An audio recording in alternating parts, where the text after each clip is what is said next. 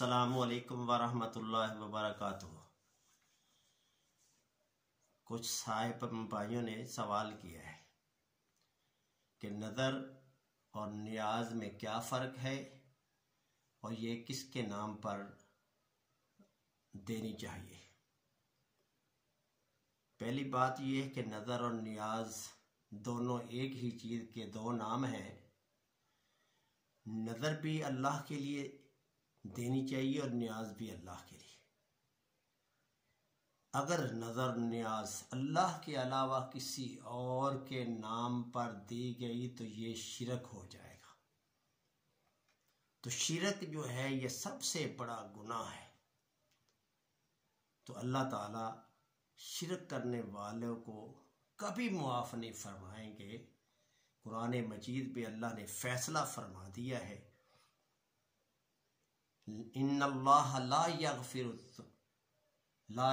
ان یشرک بہ ویغفر ما دون ذلک لمن یشاء۔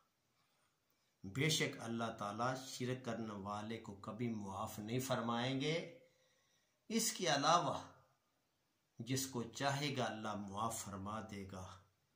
تو انسان کو رب کائنات نے پیدا فرمایا ہے صرف اپنی عبادت کے لیے۔ وَمَا خَلَقْتُ الْجِنَّ وَالْإِنسَ إِلَّا لِيَعْبُدُونِ۔ انسان کو چاہیے کہ وہ صرف رب العالمین کی عبادت کرے۔ اگر انسان بن جائے تو اس کا مقام فرشتوں سے بھی بالا ہے۔ اگر انسان شیطان بن جائے تو یہ جانوروں سے بھی بدتر ہے۔